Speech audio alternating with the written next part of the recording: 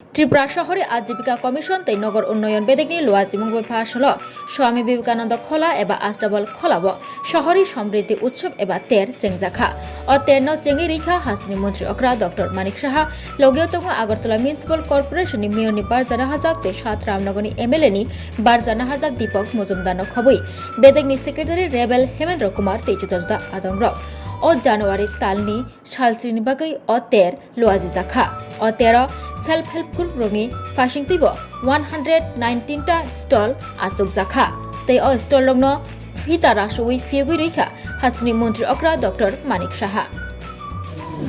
আমি গত বছর এখানে এসেছিলাম। আমি যে কথাটা সবসময় বলি যে সবকা সাথ সবকা বিকাশ আর বিশ্বাস আর তা প্রয়াস মাননীয় প্রধানমন্ত্রী যে বলেন, এখানে আসার পর সেটা কিন্তু আমরা দেখতে পাই, আমরা বারবার দেখছি এবং মাননীয় প্রধানমন্ত্রী যে বারবার বলছেন যে আমাদের মহিলারা যদি শক্তিশালী না হন তাহলে এই সমাজও শক্তিশালী হবে না, এই রাজ্যও শক্তিশালী হবে না এবং ভারতও শক্তিশালী হবে না। সেই কথা মাথায় রেখে আমরা এখন পর্যন্ত যে মহিলাদের ক্ষমতায়নের জন্য সবসময় আমরা তার অগ্রাধিকার আমরা দিয়ে এসেছি। গত বাজেটেও আমরা মুখ্যমন্ত্রী কন্যা আত্মনির্ভর যোজনা নামে একটি প্রকল্প আমরা চালু করেছি। গন্ডা তৈসা সরকারি ডিগ্রি কলেজে 50 আসন বিশিষ্ট ছাত্রী আবাস নির্মাণ আমরা করেছি। তাছাড়াও মহিলাদের সুবিধার জন্য আমরা যে পিঙ্ক টয়লেটের সেটারও আমরা ব্যবস্থা করছি, সেটাও গত বাজেটে আমরা সেটা ঘোষণা দিয়েছিলাম। মহিলাদের টিএসআর ব্যাটালিয়নে আমরা মহিলাদের যুক্ত করেছি।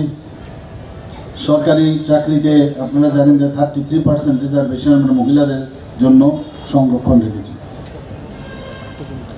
আমাদের সারা ত্রিপুরাতে 8টা ডিস্ট্রিক্ট আছে, 8টা ডিস্ট্রিক্টের মধ্যে ওয়েস্ট ডিস্ট্রিক্টে আমরা 2টো মহিলা থানা করেছি আর বাকি 7টা অর্থাৎ টোটাল 9টা মহিলা থানা করেছি। এবং এই যে মহিলা থানাগুলো সবকটাই কিন্তু মহিলা দ্বারা পরিচালিত। তো অনেকের অনেক সুবিধা হয়, কারণ যারা পুলিশ যারা আছেন তাদের কাছে মহিলারা গিয়ে কিন্তু অনেক সময় খুলে কথা বলতে একটু সমস্যা হয়। সো এই দিশায় আমার মনে হয় না ভারতবর্ষের কোথাও আছে যে সব ডিস্ট্রিক্টেই মহিলা থানা এইভাবে করা। আমাদের ছোট ডিস্ট্রিক্ট, তারপরেও কিন্তু আমরা 100% বরং 100% প্লাস, যেহেতু এখানে 2টো করেছি, মহিলা থানা আমরা চালু করেছি। শুধু তাই নয়, টিআরএলএম এর দ্বারা পরিচালিত ক্লাস্টার লেভেলের যে সমষ্টি, তার থেকে 7 দিনে যাতে আরও কম মানে লোন দেওয়ার পরে পার্সেন্টেজ কম লাগে, 7 দিনে 7% সুদে ঋণ কেন্দ্রীয় গ্রাম উন্নয়ন দপ্তর কর্তৃক 3টি সর্বোৎকৃষ্ট ব্যবস্থার মধ্যে আমরা পুরস্কৃত হয়েছি। আজকে আমাদের এখানে অনেকগুলো স্টল খুলেছে। আমাদের বোনেরা, মায়েরা, মহিলারা যেভাবে এখানে তাদের প্রোডাক্টস নিয়ে এসছে, এখানে আমাদের সেক্রেটারি মহোদয় বলেছেন যে কী কী জিনিস নিয়ে এই স্টলে এসছে, তাদের উৎপাদিত জিনিসপত্র আপনাদের সামনে আমাদের সামনে আজকে দেখাবে। সেগুলোর মধ্যে একটা সেলফ রিলায়েন্সের যে বিষয়, এখানে শুধু বিক্রির বিষয় নয়, মায়েরা তাদের যে আত্মমর্যাদা এবং আত্মমর্যাদার পাশাপাশি নিজেদের উপর যে কনফিডেন্স যে আমিও এই দেশের জন্য আমি কিছু করতে পারি, রাজ্যের জন্য আমি করতে পারি, সেটা কিন্তু আজকে এই প্রদর্শনীর মাধ্যমে সেটাও আমরা দেখতে পাবো। আমরা মাননীয় প্রধানমন্ত্রীজি বারবার বলছেন যাদের কেউ কোনোদিন দেখেনি, বিশ্বকর্মা যোজনার কথাই বলুন, যারা কুমোর, চতুর ইত্যাদি প্রায় 18টা গ্রুপের যদি আমরা কথা বলি, কোনোদিন ওনাদের সম্পর্কে কেউ ভাবেনি। সেখানেও প্রায় 13,000 কোটি টাকা মাননীয় প্রধানমন্ত্রী তাদের জন্য একটা প্রকল্প করেছেন। আজকে সব জায়গায় আপনারা দেখুন দেশের মধ্যে একটা শান্তি প্রতিষ্ঠিত হয়েছে। পাশাপাশি সুরক্ষার দিক দিয়ে যদি আমরা কথা বলি, আগে 2018 আগে এই দেশ কি অবস্থা ছিল, আর 2014 আগে কি অবস্থা ছিল, আর 2014 পরে কি অবস্থা ছিল। আমি অনেক জায়গায় বলি যে এটা নিয়ে আগামী দিন একটা রিসার্চের বিষয় দাঁড়াবে, যে কীভাবে দেশকে এত সুন্দরভাবে একটা জায়গার মধ্যে গিয়ে উনি প্রতিষ্ঠিত করেছেন।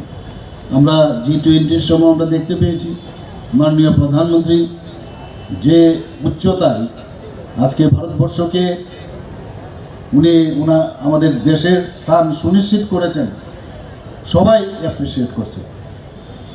আগে কথায় কথায় আমরা দেখতাম পাকিস্তান আমাদের সোলজারদের গলা কেটে আমাদের দেশের মধ্যে ফেলে রাখত, চাইনা আমাদের হাজার হাজার বর্গ কিলোমিটার ওরা দখল করে নিয়েছে, কথায় কথায় চলে আসতো। এখন কিন্তু সেই সুযোগ নেই। আজকে রাফেলের কথা যদি বলেন, তো আমাদের এখানে রাফেল বিমান আসার পর আমরা এতদিন ধরে ভয় পেতাম যে F-16 আছে ওদের কাছে, আমাদের কি হবে। এবং ইন্ডিজিনাস এখন যে এয়ারক্রাফট থেকে আরম্ভ করে যুদ্ধ সামগ্রিক সমস্ত বিষয় এখন আমাদের একমাত্র প্রধানমন্ত্রীজি ওনার যে প্রচেষ্টা, এবং উনি যেভাবে আমাদের যারা সায়েন্টিস্টরা আছেন, যারা এই বিষয়ে পারদর্শী, যারা ইঞ্জিনিয়ার, যারা এই বিষয়ে জানে, তাদেরকে যেভাবে অনুপ্রেরণা দিয়েছেন, তবেই সেটা সম্ভব হয়েছে। এমন কোনো স্তর নেই যে স্তরে আমাদের যে সরকার কেন্দ্রে এবং আমাদের রাজ্যের যে সরকার যে জায়গার মধ্যে আমরা টাচ করি না, সব জায়গার মধ্যে আমরা টাচ করি। সবচেয়ে বড় বিষয় হচ্ছে আমাদের আইন শৃঙ্খলা। ত্রিপুরাতে সারা যতগুলো রাজ্য আছে এর মধ্যে আমাদের ল অ্যান্ড অর্ডার দিক দিয়ে ত্রিপুরা কিন্তু অনেক বেটার। এর মধ্যে অনেকে চেষ্টা করেছে ত্রিপুরাকে অশান্তির পরিবেশ যেন তৈরি করা। আমরা গন্ডা তৈসার কথা বলি। আমরা ধর্মনগরের কাছে যে নর্থের ঘটনা হয়েছিল আপনারা সবাই জানেন, এবং তেলিয়ামুড়া রানীর বাজারে ওখানে চেষ্টা করেছে, ওখানে বিভিন্ন জায়গায় ছোটোখাটো ঘটনা করার চেষ্টা করেছেন, কিন্তু আমরা খুব অল্প সময়ের মধ্যেই আমরা সেগুলো অ্যাড্রেস করেছি, এগুলো আমরা ওভারকাম করতে পেরেছি। আমি তো নিজে যখনই টেলিভিশনের পর্দায়ও যখন দেখি কোথাও কোনো সমস্যা হচ্ছে, নিউজ পেপারও যখন আমি পড়ি, অনেক সময় সব খবর আমাদের কাছে আসে না, সাথে সাথে কিন্তু আমি ওই জায়গায় খবর নিয়ে আধিকারিকদের সাথে কথা বলি, কি হয়েছে, কেন হবে, তার রিপোর্ট আপনাদের দিন। সদ ইচ্ছা থাকলে আর কিছু করার মানসিকতা থাকলে নিশ্চয়ই হবে। রাজনীতি সব জায়গায় চলে না।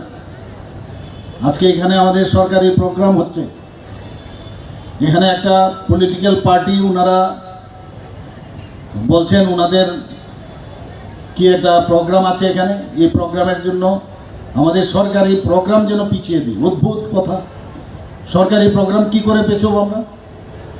কারণ একটার সাথে একটা যুক্ত আছে। আমি বললাম আপনারা দুদিনের জন্য যদি পিছিয়ে দিন তাহলেই তো হবে। না, ওনারা পিছাতে পারবেন না, কিন্তু আমাদের পিছিয়ে দিতে হবে। অদ্ভুত বায়না। তারপর বলছে যে না, একটা স্কুলের সামনে আমরা করব, আগরতলা সহকারী উমানন্দ স্কুলের সামনে। আর এখানে কী বার বলো? বুধবার। তো বুধবার তো ওখানে স্কুলের ছাত্ররা থাকবে, তো আপনারা কীভাবে ওখানে মিটিং করবেন? এই যে মানসিকতা, যদি রোববার হতো বা ছুটির দিন হতো কোনো সমস্যা নেই, কিন্তু এটাকে নিয়ে রাজনীতি করবেন। তো মানসিকতা যদি এরকম থাকে, যে কারণে এই 35 বছর পর তাদেরকে এই মানসিকতার কারণে মানুষ ছুড়ে ফেলে দিয়েছে। মহিলাদের সুরক্ষার প্রশ্নে হেল্পলাইন চালু করা হয়েছে, এবং এই রাজ্যে ক্ষমতায়নের সবচেয়ে বেশি ভূমিকা পালন করছে ত্রিপুরা গ্রামীণ আজীবন মিশন TRLM। এই প্রকল্পে বর্তমানে রাজ্যে প্রায় 52,460টি SHG গ্রুপ আছে, যার মোট সদস্য সংখ্যা 4.73 লাখ। কাজেই কোথায় আগে ছিল 5 থেকে 4.5-5 ম্যাক্সিমাম ছয়, সেই জায়গায় এখন আজকে আমাদের প্রায় 52,460টি সহায়ক দল হয়েছে।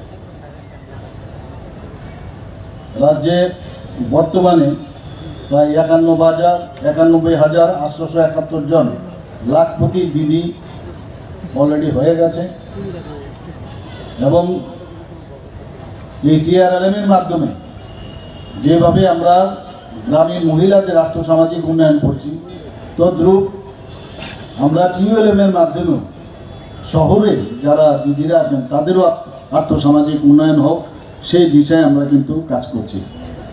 এখন পর্যন্ত স্বসহায়ক দলের দিদিদের সশক্ত করতে প্রায় 746.8 কোটি টাকা ফান্ড প্রদান করা হয়েছে, যার মধ্যে 2017-18 যদি অর্থবর্ষ আমরা দেখি শুধুমাত্র 32.67 কোটি টাকা দেওয়া হয়েছিল। আর আমাদের সরকার আসার পর 714 মানে 714.16 কোটি টাকা দেওয়া হয়েছে। ব্যাংক লোনের ক্ষেত্রে একই স্থিতি, সেখানেও 2017-18 আগে মাত্র দেওয়া হয়েছিল 4.95 কোটি টাকা। আর 2018 পরে আমরা 1,465.81 কোটি টাকা আমরা দিয়েছি। আজকের দিনে দাঁড়িয়ে 3.87 লক্ষ স্বসহায়ক দলের দিদিরা প্রধানমন্ত্রী সুরক্ষা বিমা যোজনায়ও সুরক্ষা পাচ্ছে। 3.14 লক্ষ দিদিরা প্রধানমন্ত্রী জীবন জ্যোতি বিমা যোজনা যেটা আছে তারও সুফল পাচ্ছে। আপনারা নিশ্চয়ই এর মধ্যে জেনেছেন আমাদের স্বসহায়ক দলের যারা মায়েরা আছেন, জনজাতি মায়েরা আছেন, তাদের যে তৈরি রিসা পাচড়া এবং আমাদের মাতাবাড়ির যে সুপ্রসিদ্ধ পেরা জিআই ট্যাগ সেটা পেয়েছে। আজ তার যে ব্যবসা সফল হচ্ছে, শুধু রাজ্যের বাইরেও না বিদেশেও সেই জিআই ট্যাগ যেহেতু পেয়েছে সেটাকে বাইরেও যাওয়ার সুযোগ ঘটেছে। ডোমেস্টিক প্রোডাক্ট জিএসডিপির কথা যদি বলি 2013-14-তে 25.59 করেছি, আর এখন 2023-24-এ 82.82 কর হয়েছে। সেখানেও জিএসডিপির কথা যদি আমরা বলি ত্রিপুরাতে second highest in north eastern states আমরা এখানে আছি। CAGR compound annual growth rate যদি দেখি ত্রিপুরাতে 12.93% এখানে বেড়েছে। তো সব দিক দিয়ে আমরা যেহেতু যারা এখানে দিদিরা আছে লাখপতি দিদি হয়েছে, আপনারা জানেন কত লাখপতি দিদি ত্রিপুরাতে বানিয়েছেন। মাননীয় প্রধানমন্ত্রীজি বলছেন যে ওনাদেরকে আরও যা যা দরকার আমাদের বোনেদের, মায়েদের, মহিলাদের যদি আরও কিছু করতে হয়, সশক্তিকরণের বিষয় যদি দাঁড়ায়, সেটাও আমরা আগামী দিন আমরা করব এবং সেই দিশায় আমরা কাজ করছি।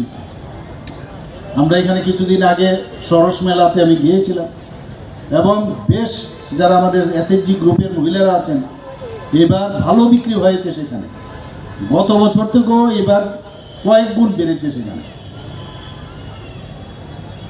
যে আমি মনে করি যে এই ধরনের যে স্লোগান এখানে দেওয়া হয়েছে ত্রিপুরার বিকাশ, শহরী দিদিদের প্রয়াস, এটা আমার মনে হয় সত্যিকারের অর্থেই এটা প্রযোজ্য এবং আগামী দিন এটাকে সামনে রেখে আমাদের মায়েদেরকে নিয়ে আমরা সামনের দিকে এগোতে চাই এবং যে কোনো সমস্যা আমাদের কাছে সমাধান আছে এবং নিশ্চয়ই আমরা সেই সমাধান আমরা করব। এখানে যারা যারা স্টল নিয়ে বসছেন আমাদের শুধু মায়েরা বা বোনেরাই আসেননি, এখানে যারা এসছেন আমাদের বিভিন্ন ডিপার্টমেন্টের স্টল এখানে খোলা হয়েছে। প্রচুর ডাটা আমার এখানে আছে। সম্পূর্ণা ক্যান্টিন, এখানে যারা সম্পূর্ণা ক্যান্টিনের সাথে ত্রিপুরা শহরী আজীবন মিশনের অন্তর্গত সম্পূর্ণা ক্যান্টিন, বিভিন্ন যেখানে আমাদের সরকারি বা বেসরকারি জায়গায় তারা নিজেদের খাবার বানিয়ে সেখানে পরিবেশন করছেন, অত্যন্ত একটা ব্যতিক্রমী আমি মনে করব এবং সেইভাবে আর্থসামাজিক উন্নয়ন আমাদের মায়েদের হচ্ছে। ত্রিপুরায় মোট 32টি সম্পূর্ণ ক্যান্টিন এখন পর্যন্ত এখানে চলছে টিউটোরিয়ালের মাধ্যমে, এবং এতে এদের জীবিকা নির্বাহ চলছে। প্রায় 265 জন এই দলের সদস্য আছেন এখানে। এবং Sebashri elderly care and child care service, যেখানে শহরে যারা শিশু এবং প্রবীণ যারা আছেন তাদের স্বাস্থ্য যাতে পরিচর্যার অভাব না হয় তার জন্য আমাদের এই মহিলারা যারা আছেন এই Sebashri elderly care and child care service একটা এখানে করছেন, এবং যে আমি বললাম শিশু ও প্রবীণদের সাহায্য করছেন। বাড়ি গিয়ে প্রাথমিক স্বাস্থ্য পরিচর্যা প্রদান করার লক্ষ্যে 20 জন স্বসহায়ক দলের দিদিদের যে প্রশিক্ষণ যে দেওয়া হয়েছে তাতে করে গড়ে উঠেছে সেবাশ্রী। আগরতলা শহরে বর্তমানে প্রাথমিক স্বাস্থ্য পরিষেবা ওনারা প্রদান করে চলছেন, এবং একটা ঘরের মধ্যে একটা ঘরে যেমন মায়েরা হচ্ছেন চালিকা শক্তি, সমাজের জন্যও কিন্তু মহিলারা হচ্ছেন একটা চালিকা শক্তি। ওনারা যেভাবে একটা ঘর সামলান ঠিক সেই তদ্রূপ সমাজও ওনারা সেইভাবেই পরিচালনা করেন, এবং ওনাদের যে বুদ্ধি বিবেচনা এবং দক্ষতা সেটা বলার অপেক্ষা রাখে না। প্রাচীনকালেও আমরা দেখেছি, কিন্তু এতদিন ধরে সেই দিকটা লক্ষ্য কেউ করেনি, এবং আমাদের মাননীয় প্রধানমন্ত্রীজি বারবার এর জন্যই বলছেন যে মায়েদের আমাদের সম্মান দিতে হবে। এখনও আমরা দেখেছি যারা অশুভ, আমাদের যদি মাইথোলজিক্যালি আমরা একটু চিন্তা করি সেখানেও সমাজের যে অশুভ শক্তি সেটাকে বিনাশ করতে নারী শক্তিকেই আমরা বিভিন্নভাবে পূজা করি, এবং তাদের যে স্নেহ মমতা আদর ভালোবাসা যেভাবে সন্তানকে লালন পালন করেন সেইভাবে সমাজকেও তারা এই মায়া মমতা ভালোবাসা দিয়ে গড়ে তুলতে সক্ষম হবে। আশা করি এই ধরনের ত্রিপুরা শহরী আজীবিকা মিশনের যে চিন্তাভাবনা আগামী দিন আমাদের মহিলা এবং মেয়েদের নিশ্চয়ই তাদের আর্থসামাজিক উন্নয়ন হবে, এবং এক ত্রিপুরা শ্রেষ্ঠ ত্রিপুরা যেটা আমরা বারবার বলছি তবেই সেটা সম্ভব হবে। সবাইকে অসংখ্য ধন্যবাদ জানিয়ে আমার করতে চাই, কিন্তু অবস্থাটা তো বুঝতে হবে, গায়ের জোর দেওয়া হবে না। আপনারা করুন না, এর অপোজিট এর তো খালি জায়গা আছে এই দিকটা দিয়ে, ওই জায়গা নিতে করুন আপনারা। তো এই ধরনের চিন্তাভাবনা নিয়ে এতদিন ধরে আমরা দেখেছি রাজ্য চালিয়েছে, কিন্তু এখন মানুষ ওনাদেরকে গ্রহণ করে না, কারণ খালি আন্দোলন জিন্দাবাদ দিতে হবে করতে হবে এই স্লোগান করে করে আমাকে আজকে অনেক সাংবাদিক বন্ধুরা জিজ্ঞেস করেছিল যে ওখানে আন্দোলন করছে। ওদের তো আন্দোলনেই সারা জীবনে তো আন্দোলন করে আসছে, কাজে ওদেরকে কি বলবো। বিধানসভায় যখন আমাদের কোনো তথ্য দিয়ে ওরা প্রশ্ন করে আর যখন উত্তর দেই তখন কিন্তু রা শব্দ থাকে না। আমরা মানুষের জন্য কাজ করতে চাই।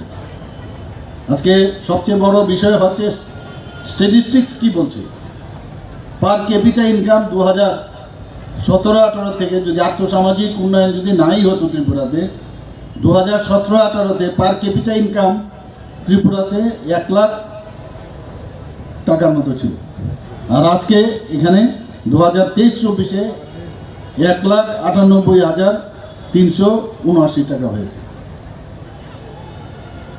তো সেটা সম্ভব হচ্ছে এখানে মানুষ কাজ পাচ্ছে, মানুষকে ঠিকভাবে কাজ দেওয়া হচ্ছে ডিবিটির মাধ্যমে স্পষ্টতার সাথে আমরা তাদের ব্যাংক অ্যাকাউন্টে দিচ্ছি। আগে মিডলম্যান ছিল, সেখানে মাঝখানে টাকা অনেকের কাছে পকেটে চলে যেত, সেই ব্যবস্থা এখন নেই।